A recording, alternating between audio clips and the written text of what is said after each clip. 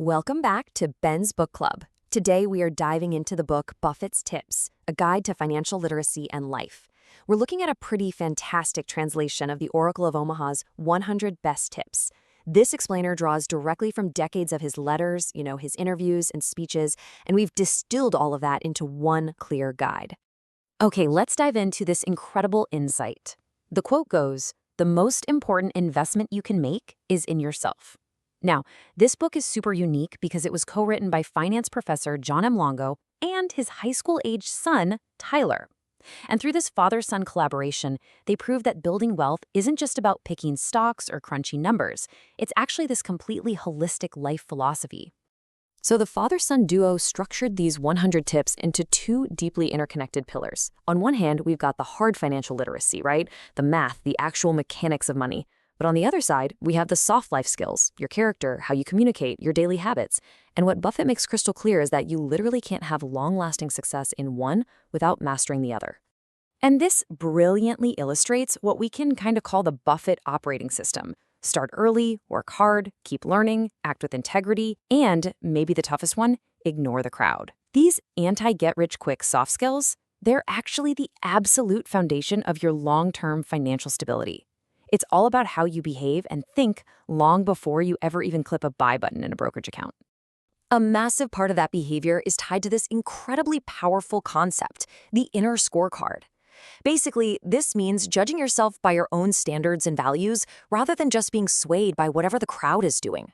Relying on an inner scorecard is your ultimate armor. It completely protects you from the fear of missing out and those relentless social media hype cycles that are constantly convincing people to make pretty irrational financial decisions.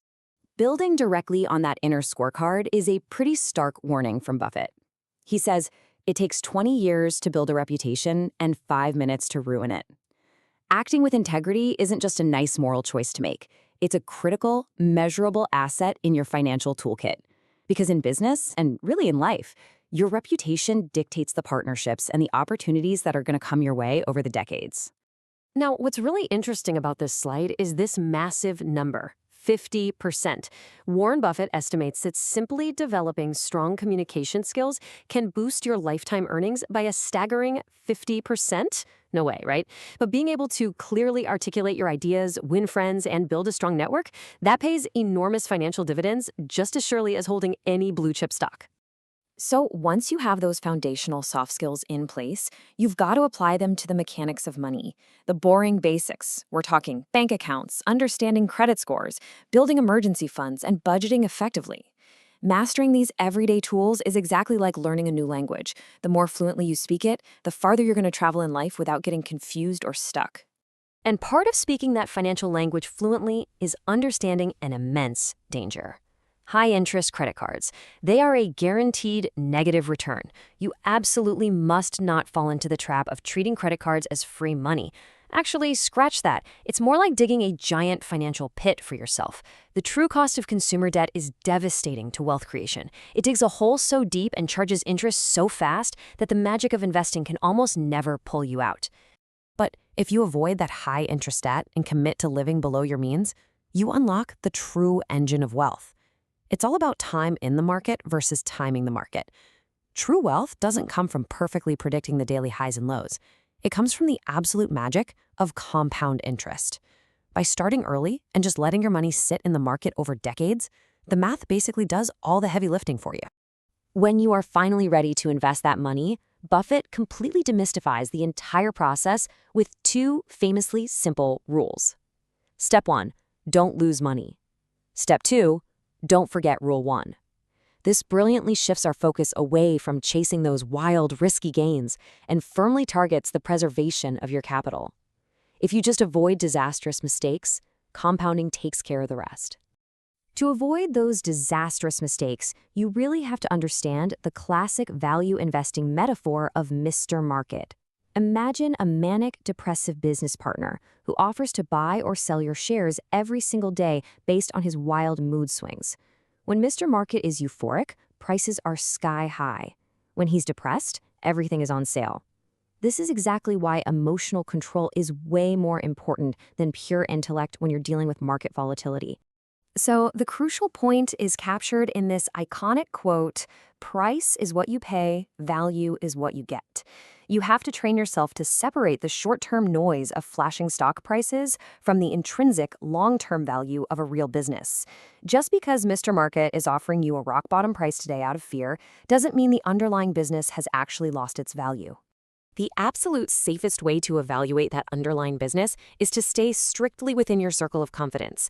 This is the strategy of only investing in businesses and financial products that you completely understand.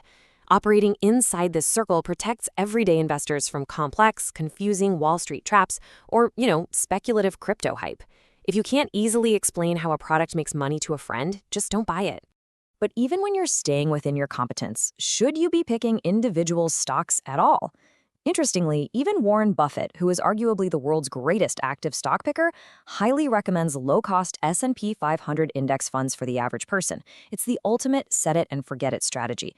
You capture the steady growth of the broader market without the massive stress of managing a complex portfolio. Of course, all those investment gains won't mean much if you just spend it all as soon as you make it. You need to adopt thrifty habits, avoid lifestyle creep, buy modestly, and value utility over luxury. Think about it. Buffett still lives in the same modest house he bought decades ago. He champions lifelong frugality because the less you require to live comfortably, the faster you achieve true financial independence. And this frugality extends far beyond just what you buy. It dictates how you build your daily life. Do what you love, but build your earning power. Let's move to and see how this builds into your bigger picture. Choosing your college and your career carefully are decisions that compound over decades, just like a stock portfolio. You want to align your passions with skills that the market actually values, maximizing that crucial early investment in yourself. All of this brings us to a really profound question at the peak of Buffett's philosophy.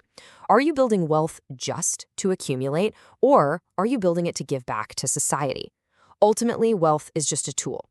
Buffett has pledged almost his entire fortune to philanthropy, and he notes that true success is ultimately defined by who loves you, not by the size of your net worth. The ultimate financial goal is really the freedom to live a meaningful life. So I challenge you right now to pick just 3 tips from this explainer and apply them to your own life this month. Automate your savings, check your credit report, or simply sit down and write out your inner scorecard. After all, if the world's most successful investor defines his wealth by how much he can give away, what will your wealth mean for you? Put the Oracle's wisdom into practice and subscribe so you don't miss an episode.